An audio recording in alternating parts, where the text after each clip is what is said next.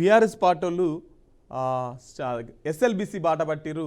అక్కడ కొంచెం ఘర్షణ వాతావరణం కూడా ఏర్పడింది. చాలామందికి డౌట్, ఈ ఎస్ఎల్బీసీ అంటే ఏంది, అసలు ఏమవుతుంది, 8 మంది ఎట్లున్నారు, ఆ లెవెలు అని చెప్పేసి చాలామందికి డౌట్. సో దాని గురించి ఒక 2 నిమిషాలలో చిన్న వివరణ ఇచ్చే ప్రయత్నం చేస్తా మిత్రులారా.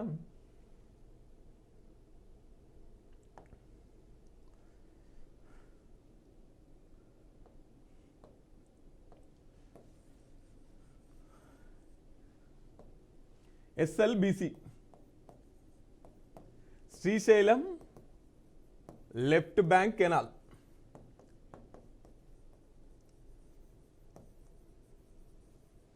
శ్రీశైలం ఎడమ కాలువ ప్రాజెక్టు. అయితే ఈ శ్రీశైలం ఎడమ కాలువ ఈ వెనుక భాగం నుంచి వాటర్ని నల్గొండ జిల్లాకు తెచ్చే ఒక ప్రక్రియ అన్నట్టు ఇది. గతంలో ఇది 20 ఏండ్ల నుంచి ఈ పనులు స్టార్ట్ అయినా ఇంకా కూడా పూర్తి కాలేదు. ఇంకా పూర్తి కాలేకపోవడానికి గల కారణాలు ఏంటి అని ఒకసారి చూసుకున్నట్లయితే 2005లో ఉమ్మడి ఆంధ్రప్రదేశ్ ఉన్నప్పుడు వైఎస్ఆర్ దగ్గర ఒక 2000 కోట్లతోని ఈ ప్రాజెక్టును శంకుస్థాపన చేసిరు. కొంత దూరం వరకు అయితే తవ్వగలిగిరు, కానీ పూర్తిగా చేయలేకపోయారు. తర్వాత దీన్నే 2019లో కేసీఆర్ గవర్నమెంట్ కూడా కొంత పనులు చేసే కొంత ముందుకెళ్ళే ప్రయత్నం చేసింది.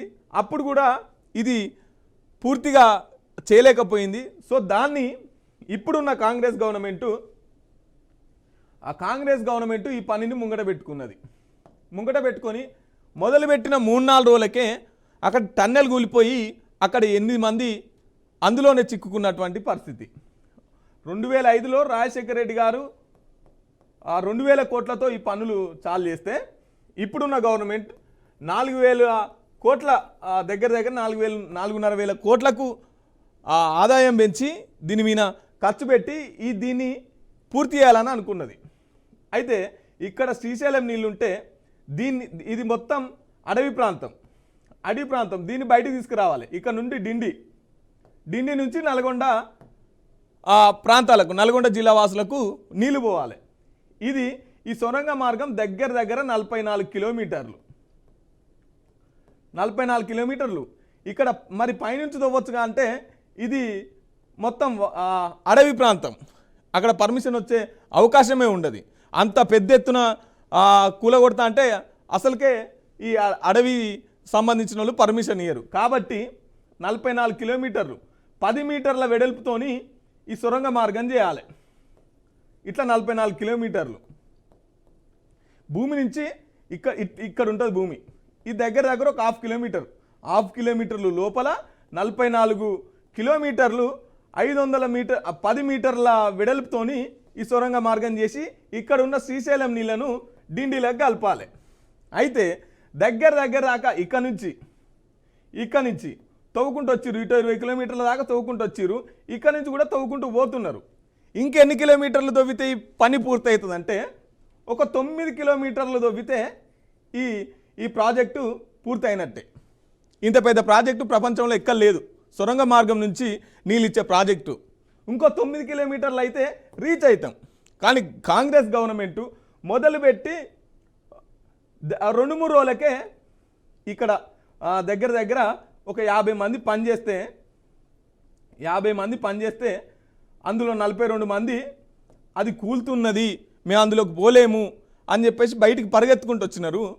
ఇంకొక 8 మంది మాత్రం అక్కడ చిక్కుకున్నారు. అంతకు ముందు రోజే కార్మికులు వారితోని ఇది జేపీ అనే కాంట్రాక్టరు దీనికి పనులు నిర్వహిస్తున్నారు.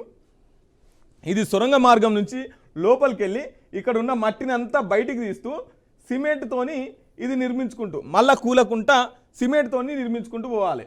ఇక్కడికి రాగానే పెద్ద ఎత్తున నీళ్లు ఊరడంతో తర్వాత ఈ మట్టి మొత్తం కూలుతుండడంతో ఇక్కడ 42 మంది బయటకు వచ్చిర్రు. ఇంకో 8 మంది మాత్రం అందులోనే చిక్కుకున్నారు. ఇట్లా కూలుతుందని చెప్పినా కూడా వీళ్ళని లోపలికి పంపించిరంట ఈ కాంట్రాక్టర్లు.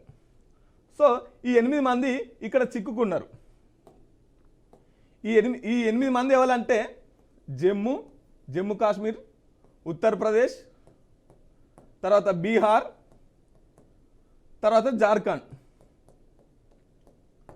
జార్ఖండ్ సంబంధించిన నలుగురు, ఇద్దరు ఇంజనీర్లు, ఇద్దరు మిషన్ ఆపరేటర్లు, నలుగురు లేబర్లు, ఈ 8 మంది ఈ రాష్ట్రాలకు సంబంధించిన వ్యక్తులు. మొత్తం మీద అయితే అందులో వాళ్ళు ఇరుక్కున్నారు. అసలు వాళ్ళు ఏం అట్లా ఎట్లున్నారు, ఏమైంది, ఇక్కడ కనీసం ఈ సొరంగ మార్గంలో వీళ్ళు ఇక్కడ ఉంటే ఇక్కడికి గాలి కూడా అందదు, గాలి కూడా తీసుకోలేని పరిస్థితి. సో దీనికి సంబంధించి ర్యాట్ హోల్ మైనర్స్, ఆ తర్వాత హైడ్రా వాళ్ళు, తర్వాత సింగరేణి వాళ్ళు, తర్వాత ఎస్డిఆర్ఎఫ్ వాళ్ళు, వీళ్ళంతా కలిసి మొత్తం మీద అయితే ఈ ర్యాట్ హోల్ మైనర్స్ అంటే ఎలకల లెక్క పొక్కలు పెట్టుకుంటూ వేయటోళ్ళు ఈ ప్రదేశం దాకా చేరుకున్నారు, ఈ ర్యాట్ హోల్ మైనర్స్. కానీ వీళ్ళ జాడ దొరకలేదు, మొత్తం మట్టి పేరుకుపోయింది, మిషన్లన్నీ ఖరాబ్ అయినాయి. ఆ మిషన్ తొలగిస్తే తప్ప, ఆ మట్టినంతా తీస్తే తప్ప వీళ్ళ జాడ దొరికినటువంటి పరిస్థితి. సో దీనికి సంబంధించి నిన్న బీఆర్ఎస్ వాళ్ళు గతంలో కేసీఆర్ ప్రభుత్వంలోనే ఈ ప్రాజెక్ట్ ఇక్కడ దాకా వెళ్ళిరు, కానీ ఇక్కడ కూలుతుందని చెప్పేసి, ఇక్కడ ఇటువంటి ప్రమాదం జరుగుతుందేమో అని చెప్పేసి బీఆర్ఎస్ వాళ్ళు ఈ పనులను ఆపినటువంటి పరిస్థితి. కానీ కాంగ్రెస్ ప్రభుత్వం దగ్గర ఈ కాలువ పూర్తి అయ్యిందనుకో, నల్గొండకి 4.5 లక్షల ఎకరాలకు నీళ్ళు వస్తాయి. దీని ద్వారా ఫ్లోరైడ్, అక్కడ ఉండే నల్గొండ జిల్లా వాసులు ఎదుర్కొంటున్న ఫ్లోరైడ్ని సమూలంగా నిర్మూలించవచ్చు.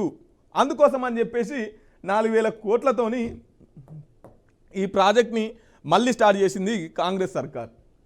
కానీ ఇక్కడ ఉన్న ఈ మనుషులను తీస్తానికే ఇప్పటికీ 6 రోజులు గడిచిపోయింది.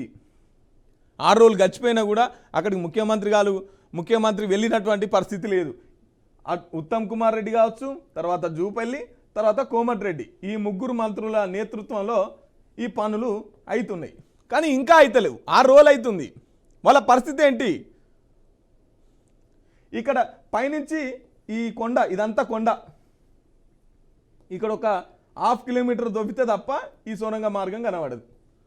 సో ఇక్కడ 1/2 కిలోమీటర్లు దొవ్వితే ఈ అడవి ప్రాంతం, ఇక్కడ ఉన్న చెట్లేం కావాలి, తర్వాత దాని జీవుల యొక్క పరిస్థితి, మనగడకి ఇబ్బంది అవుతుందని చెప్పేసి ఇది దొవ్వుతానికి ఈ అడవి శాఖలు పర్మిషన్ ఇయ్యరు, ఒప్పుకోరు. ఇది పర్యావరణం దెబ్బతింటుంది కాబట్టి. మరి ఇప్పుడు కాంగ్రెస్ ఎదుర్కొంటున్న సమస్య ఏంటంటే, వీళ్ళు ఇట్లా అవుతుందని చెప్పేసి బీఆర్ఎస్ ఆపినాక కూడా వీళ్ళు ఎట్లా మొదలుపెట్టిరు, ఏ ప్రణాళికతో మొదలుపెట్టిరు, ఇక్కడికి వీళ్ళకి ఎట్లా పర్మిషన్ ఇచ్చిర్రు, దీన్ని పరిష్కరించాలంటే ఏం చేయాలి అనేది కాంగ్రెస్ ఎదుర్కొంటున్న సవాళ్ళు. సో దీనికి సంబంధించి నేను హరీష్ రావు పోయినటువంటి పరిస్థితి, పోతే అక్కడ కొంతసేపు ఘర్షణ జరిగింది, లోపలికి వెళ్ళనియలేదు. తర్వాత 10 మందిని అన్నారు, తర్వాత 5 మందిని అన్నారు, తర్వాత ప్రెస్ను కూడా లోపలికి వెళ్ళనియలేదు. తర్వాత ఇదంతా అయిపోయిన తర్వాత కనీసం మంత్రిని, ఇరిగేషన్ శాఖ మంత్రి ఉత్తమ్ని కలుద్దామన్నా కూడా, తర్వాత కలెక్టర్ని కలుద్దామన్నా కూడా అక్కడికి పర్మిషన్ ఇవ్వలేదు. సో వెనకకి రిటర్న్ వచ్చినటువంటి పరిస్థితి. ఏదేమైనా మిత్రులారా, మనం కూడా ఆ 8 మంది మంచిగా బయటికి రావాలనేది కోరుకుందాం. సో మిత్రులారా, ఇది ఎస్ఎల్బిసి యొక్క ప్రాజెక్టు యొక్క పరిస్థితి.